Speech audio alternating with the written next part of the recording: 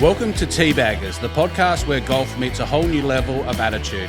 I'm Dale Smedley, co-founder of Golf Gods, and I'm here to bring you behind the scenes of the brand, the sport, and the people who make golf more than just a game. That's right. If you're here for stuffy country club talk, you might be in the wrong place. I'm Sean Trevelyan, mostly referred to as Bear, the co-founder of Golf Gods. And if you love golf and don't take life too seriously, then grab a drink, kick back, and join us for some stories, laughs, and maybe a few hot takes. In this podcast, we're digging into all things Golf Gods, from the crazy idea that started it all to the wins, the struggles, and everything in between. Trust me, you don't want to miss it. So whether you're a weekend warrior or just here for the banter, welcome to Teabaggers, where golf is life, but not too serious. Let's tee it up.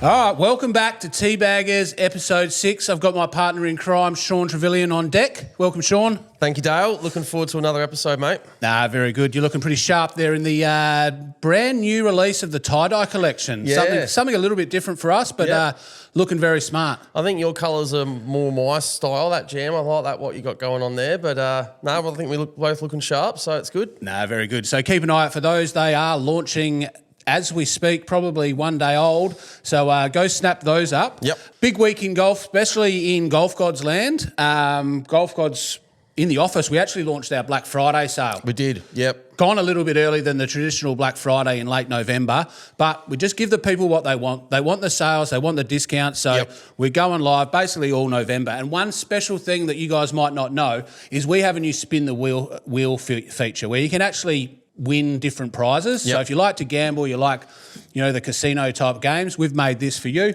Just a couple of the real popular things we've got. We've got the All in the Hips divot tool, one of our favourites. A couple of these ball markers for the audio people. They're not going to be able to see, but you guys jump on the website and go put a few things into your cart and then make sure the spin the wheel feature pops up. A few more Gilmore Polo ball markers. Some really nice socks here.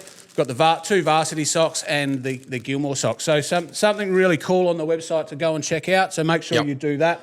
Also, Dale did mention quickly, make sure you're clicking the redeem button in the side drawer and not emailing us after the order saying that you missed it. You missed your spin. So you've got a couple missing their spin. Make sure you've you're got to watch out carefully. The redeem spin is in your side drawer.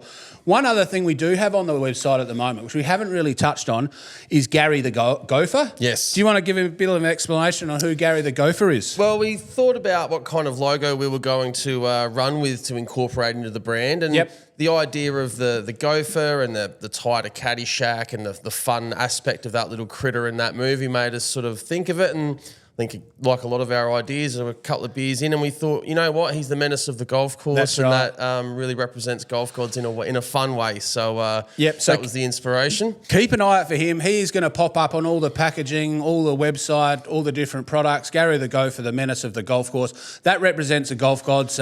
So keep an eye out for him and make sure you go grab yourself a ball marker. It is a lucky ball marker, so no doubt all one putts, hole in ones, and 350-yard drives are a given once you have one of these. Locked and loaded. Getting that out of the way, one of the things we noticed that's popping up and getting a little bit of talking about in the social media space is the TGL Golf League. Yep. Now, that's the league by Tiger Woods and Rory McIlroy, and it's an indoor semi-simulator / normal putting type of thing. Yep. What do you know about it, Sean? Yeah, look, it's been announced a couple of years ago now. They've had some issues with the stadium and getting that right. There was some storm damage. It's a team concept. Yep. Yeah, as you mentioned, the simulator inspiration of golf rather than outside.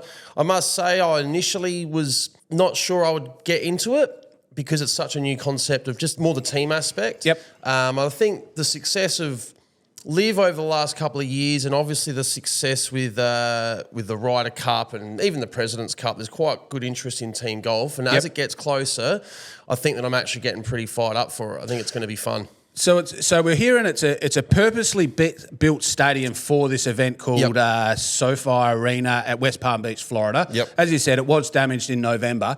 It's about 250,000 square feet, so that's about 25,000 square metre venue, but only can hold 1,600 people. I thought that was a little bit light on for a stadium of that size, but look forward to seeing how that atmosphere is. The players will hit off a grassed area onto a massive screen. That will obviously be broadcast around the stadium.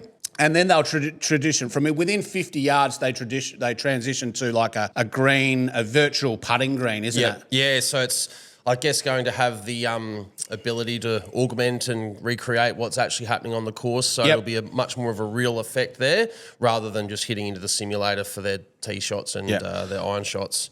As you mentioned, there's it's a teams aspect, which is one of the things we love in golf, and that's really going hard, the team aspect. Who's in the teams and what are they? So we've got 6 teams. Captained by Tiger, Rory, JT, Colin Morikawa, Xander Schauffele and Wyndham Clark.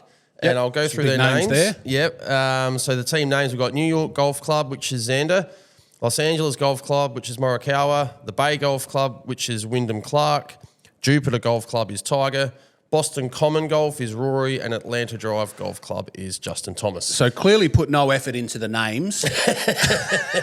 I mean, you got your traditional popular sport like New York and Los Angeles, but then a couple of, And the Boston Commons, you were telling me earlier that that's got an Irish heritage or background or something? I think Boston's traditionally an Irish settled place of America. Then they've got Rory as the captain, and then they've got Hideki Matsuyama, Adam Scott, and Keegan Bradley as the other 3 team members. So there's plenty of big names playing. So each week it's only 2 teams versus 2 teams, or one on one, yes. So it's only 2 teams playing each week, and it's 15 regular season matches. So it's going to be interesting to watch the concept. I hope it takes off. I'm a little bit sceptical, but I know in America and how they do their sports, they very rarely get it wrong. They don't get it wrong, do they? And you'd imagine, like for America, it's a Monday night. So you've worked, you're at the bar, you've got NBA on, you've got NFL coming into finals, and then you've got Golf League playing live alongside of it. So that aspect, for us, it's the morning for us. So we come in on a Monday or Tuesday morning, and we'll be tuning in for sure. Yeah, 100%. So let us know your opinions at home around this new golf concept. It has been a little while in the making with the damage to the stadium, but it looks like it's going to be a good thing. More golf, more competitive team golf, I think is better for the whole golf industry. Agree. So we look forward to seeing how that plays out. Just, I think we did miss, it is starting Jan 7th in 2025. Yes. So only, 8 weeks, 7 or 8 weeks away. I guess the other interesting thing is, will Tiger play? I didn't actually even think about that. Because he's... I suppose it's probably perfect for him because he doesn't have to walk anywhere. Yeah, he's probably good for it. So show us how good he still is. His swing's still good. It's just the walking of the courses that's probably giving him too much trouble. So moving on, one of the things we noticed also this week is around dress codes on the tours. There's obviously golf clubs have very strict golf sort of attire, what they can wear. You've got to tuck your shirt in. You can't wear these socks. You can't wear your hat here. All those traditional sort of dress codes, I guess.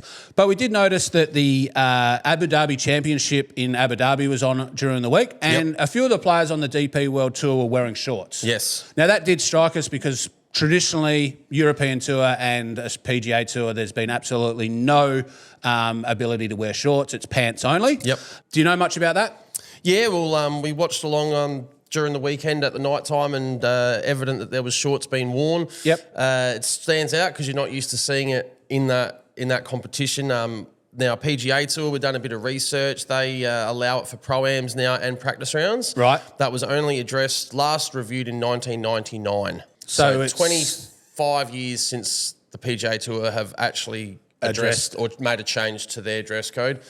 Seems extravagantly weird that they haven't changed any of that, because from my point of view, you see these guys in pants and they look fine, but put them in a pair of shorts. These guys are athletes, muscly legs. Not that that does anything for me, but it actually makes them look like athletes.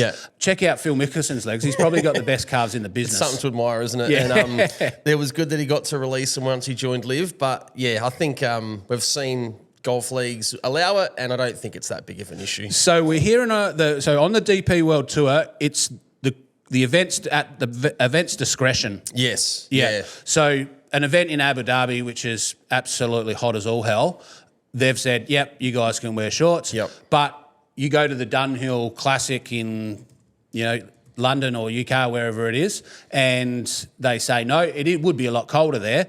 I think times need to change. I think it's time where they open up the shorts, change the dress code in professional golf, and I think it will be a much better place. Live Golf have obviously incorporated that into all their events. So as you see on the Live Tour, these guys are wearing shorts, and it must be more comfortable. It's got to be more comfortable. For anyone that plays, if the weather's warm, you don't want to be in pants. It doesn't matter what course you're on. You just would rather be shorts. You can there'd be any much to discussion about whether it's comfortable or not. Absolutely, though. Tell us what you think. Surely 100% of people are saying, yeah, let them wear the shorts. Let them wear shorts, surely. Yeah. So anyway, we'll start the conversation here. I'm sure the PGA will pick up on what we're doing on the podcast and make some changes after 25 years of ignoring the problem. Yeah, it's time someone said something. So that's one thing that needs to get sorted out. As we're going through this podcast, we're trying to work out what segments people want to hear, whether it's all golf, whether it's behind the scenes of golf gods, whether it's business-related stuff. So in these first few episodes, before we start getting into some guests, I guess, that are coming up in the next few episodes, we did want to talk about some business things. One of the things that we obviously have done a lot within our company is Facebook ads, paid advertising through social media and things like that. And we started this brand based solely off social media.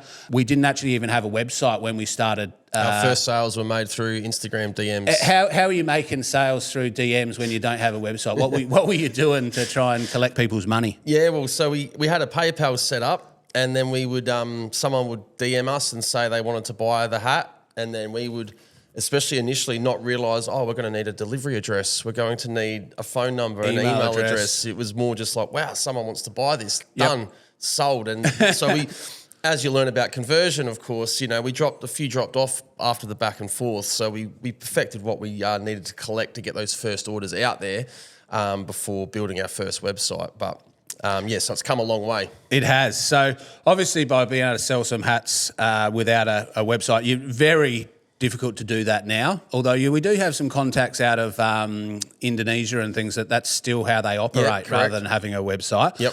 But one thing we have grown over the years is obviously a lot of our sales through paid advertising, which is majority Facebook and now Google, a few more obviously TikTok and Pinterest and things like that.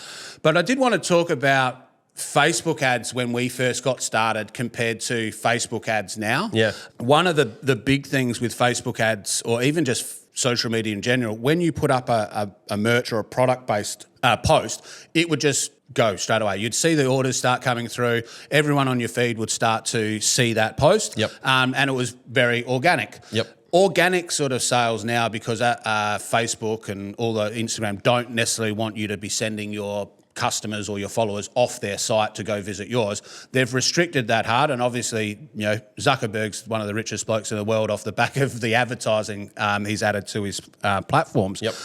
But we have seen some massive changes. So when we first started, I would often do the ads, and we would say have 5 ads up. And if one of those ads started working well, we would just duplicate it and add more budget. What year was that? I think that was around 2017. So even before that, do you remember where you used to just boost a post and there was no targeting? It was like, let's get more people to see this, and you just hit boosts, and that would kind of do it for you. And then it evolved into... And then it evolved around sort of targeting and demographics, interest type things. So if you showed interest in another golf brand, obviously Facebook would know that you're interested in golf, so they would put your ad, another golf ad in front of you. And it was the wild west, where you could just put up anything you want, and a 12 plus ROAS was stock standard. And that means if you're putting $1 on your ad, you're getting $12 back. Now, anybody out there is going to admit that you would just put endless amount of funds in if you were going to get a 12 times ROAS on your ad spend. So those days are gone. Well and truly. The algorithms have changed. Obviously, it's no more that every post gets seen by all your followers. And it wasn't until 2020 in September, when they changed the privacy policies through ISO 14, that all the paid media people just started to shit themselves. All these people that thought they were gurus in paid media on Facebook and things like that thought, oh no, the way that they would track you, and that got all removed due to privacy policies. So now all the stuff that Facebook knew about you, Sean, they pretty much don't know anymore. So it's harder to target people that were into your sort of stuff or similar. 2020, the game's completely changed. So at that stage, it really came to a point where the strategy had to come into it. Yep. That strategy for a lot of marketers looked like a big funnel where the people at the top of the funnel were people that had never heard of your brand, never liked or followed you on socials or anything. And we were just trying to get a huge amount of audience filled up of those people that actually didn't know the brand, that were trying to introduce us to the brand. As they come further down the funnel, that was going into a middle of the funnel sort of targeting area or audience. And those were people that may have followed us, commented, maybe clicked on the website that wouldn't have bought anything. And those were what we classed as warmer prospects. Yep. Then as we go down the funnel, we've got a bottom of the funnel where they're people that have either really engaged in every sort of aspect that might not have bought or have already bought that you're going to retarget them. So if you've got a new drop like we're going to drop to this week with the tie-dye sort of stuff, that bottom audience, you know that a lot of them are really interested in your product. So that's an easy sort of audience to hit. Mm-hmm. Now, obviously the difference that's happening now is AI is basically taking over. AI machine learning between Facebook, Google, TikTok is everything, and you are losing control. So now the strategy is you have to be a content creator rather than a paid media specialist, yep. and you have to continually keep creating ads. So now what we're doing for one sort of what we would call a set of ads, and it could be ads around polos, we would now put 20 to 25 assets. And when I say assets, that could be a static image, could be a video, could be a banner, could be anything like that. And the machine basically does it. So gone are demographics, interest. Sometimes you can't even, with some of the things, you can't even search like sort of target male or female. So it's very... Just quickly on that, Facebook still know that info, don't they? They just don't share it anymore. Oh yeah, they still know everything about it. They just think their machines are better. Yeah. And 100% yes, they are good, but they also, as we know with AI, it's not always perfect. So we're seeing a lot of issues out there at the moment. Yep. Do you have any issues that we have had to put up with already?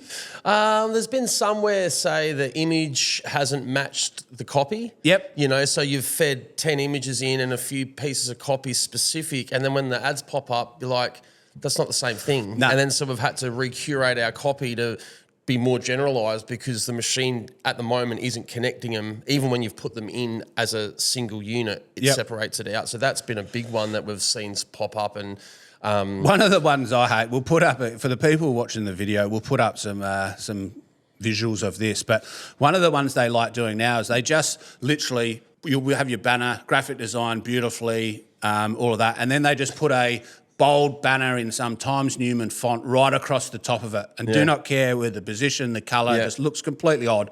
Now that's one of the ones that pisses us off the most. And then there's ones the other day where we were displaying an ad in English and all the text just came through in Thai. Yep. And that was being presented to someone in Australia. So as you can see, by the AI not being 100% perfect, they're not getting it 100% right, and they also can't track the stats to what they say. So we know from Facebook admission themselves, it's a sort of a gauge on what they think. In some of our learnings and testings, we already know that what they're saying is well over what's actually happening on our site. So Facebook's gone from something where you used to just basically print money, Facebook ads, now to being very restrictive. The other thing that's come in is the competition. So the prices, the ads are an auction site. So if you've got your ad up against 5 other guys, it is an auction of who's got more money and who's willing to pay more. And then now it just basically picks up low-hanging fruit and sort of says, if I like a Golf Gods ad, then I will go on their website and then my next 10 ads will be all golf brands of exactly the same style. So it's getting competitive, it's getting expensive. Anyone starting at home, it's probably a lot easier now because you literally just have to create the assets and put it up there. Yep. Those guys that have been doing it for 10 or so years, they're the ones probably about to kill themselves because they just hate the platform because it's not doing what it's meant to be. So TikTok's got their ad platform. They're basically just copied Meta, exactly the same. They're bringing out AI-based stuff. Google's got theirs, gone to they're still around, the search and the shopping feeds, but the AI-generated stuff is now, so that's heavily backed with content, things like that. So That's how Facebook ads have worked for us over the last sort of 7 or 8 years. Yep. I don't really understand where it's going, but it's going to be obviously tried to be made easier, and with all the AI learning and things like that. Well, as we've learned over the journey as well, they're a big, powerful unit that if they go a direction, it's going that direction. Yep. And you're not going to be able to come up with too many workarounds. You're going to have to learn to fit in with what they're doing to be able to prosper with it. So, yeah, it will be interesting to keep a check on and keep rolling with the punches. Yeah, absolutely. So, big win last week on Dabble. We're on. We are straight up. Yep. I hope you guys have been following. If you're not following us on our Dabble account, get on it, because Wesley Bryant's finished top 6 in Mexico. Yep. You called it here this time last week. Yep. Great call. My call, Matt Kuchar, finished tied 30 up until this morning when he nearly finished, or the last round. Yep. He was right in for a top 10 as well. Yep. Choked a little bit in the last round, so he finished tied 30. So didn't get that one, but Wesley, well done. That was one win for the Teabaggers. Yep, we're on. We're taking Dabble down. Yeah, let's do it. It was a good start, so we're into it. And the winner of the WWT Championship in Mexico was Ekarat. 24 under. 24 under? No, I have Told not. you it was a random field. Yeah, it was, and but it was a pretty mixed leaderboard. It was a close event, and plenty of low scores. Yep. So hence why Kuchar was in the top 10, I think, the whole event until about the last 5 or 6 holes of his round. So that would have been a nice little payday if been. they both came up, because we did have a little sneaky multi for those people that checked out Dabble. Yep. And we just missed out on that with Cooch. So that was disappointing. That would have been a nice little pocket for us. Yep. Race to Dubai event in Abu Dhabi. The Abu Dhabi Championship was on last week as well. Rory's leading that DP World Tour. Yep, he's leading, and final is this weekend. So I believe it's a 2-horse race now. Yep. There's only him and Thurston Lawrence. Yeah, Thurston Lawrence. I think that's how you say his name. I'm going to be mathematically able to win it, but Rory's got a good bit of breathing space. But they both finished right up there in Abu Dhabi. So okay. Yep. So keep an eye out for Thurston Lawrence. He might be a little bit of a sneaky there. We've got the New South Wales Open. Yes. Yep. Big field for the New South Wales Big field. Open. We're building into the Australian PGA, which Dale and I will be playing in the Pro-Am at the weekend after. So New South Wales Open, we've got, I think, are all the Rippers playing? Lucas Herbert definitely, and Cam Smith definitely They're in the definitely field. playing. I'm not sure about the other two. No, I'm not 100% sure either. It's at Murray Downs Country Club near Swan Hill, so it's in bumfuck nowhere. But for those that want to check it out, if you don't get any more middle of Australia than where this event is. So we did have held. one of our sponsored athletes come into the showroom last week, and he's just like, mate, it's in Swan Hill. What the hell are they doing? Like, I'm not sure how they're getting there. There wouldn't be planes. I mean, it's a long drive. It's obviously a drive from Sydney there. Get the boat up the Murray River, But once again, we're going to have a dabble on this, New South Wales Open. It is an event where you can only bet on the winner. Yes. So we're going to pick the winner. We're going to have a crack at one winner. Mine is Marcus Fraser. Now, Marcus Fraser, when he comes back and plays in Australia, he is always around the mark. Yeah, it was a good call when you said it. I rate that for a tip. He's always around the mark, and I think it's a good one. So I reckon he's due. Yep. What's your tip? Yep, I'm on Curtis Luck. He was really unlucky in the WA Open with that weather that we talked about, episode 3 or 4. Yep. So he's been playing some good golf, and I reckon this field not as strong, obviously, as the Australian PGA the week after. So a really good opportunity for some of the Australian boys to go. Yeah, and I reckon he get a result. I'm not sure if his standing's on the European Tour anymore, whether he's still on the DP World Tour, but I think he needs a really strong Australian season, try and finish top 5, and if he's not on the European Tour, he hasn't got his European Tour card now, then he'll get that by being top 5 in the Australia event. So I think he's a good enough golfer. He just needs a bit of a strike of luck there. Yep. One other special mention, Lockie Barker, one of our sponsored athletes, will be playing the New South Wales Open. Yep. So get on him for a sneaky thing. He is due. He's been playing, hits the ball all long around way. the world, hits it long. Yep.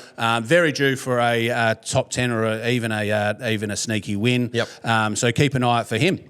Perfect. Race to Dubai, the last event of the DP World Tour. Yes.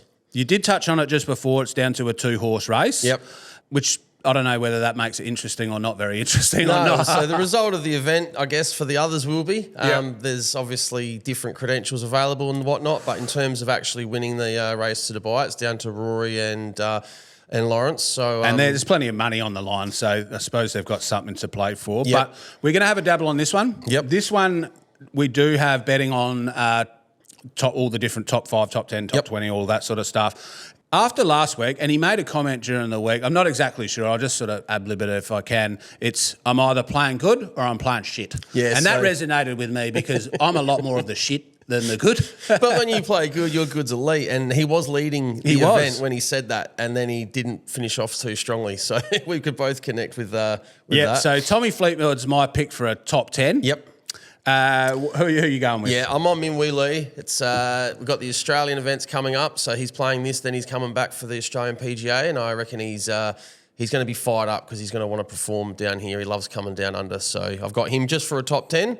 Is my tip, my dabble.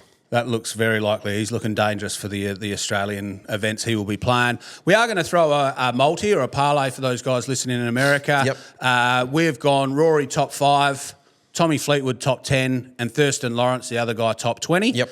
I reckon that's a sneaky chance of getting done. Go and follow all our bets on Dabble. That's where we do our betting, and copy them. Yeah. Make it easy if we can all win together. We've got some form. We've had a W in the first round, so we're going to be backing it up. That's right. That's a bit of a wrap for episode 6. One thing, we do have something really exciting in the next couple of weeks. We are starting to interview some guests. Yes.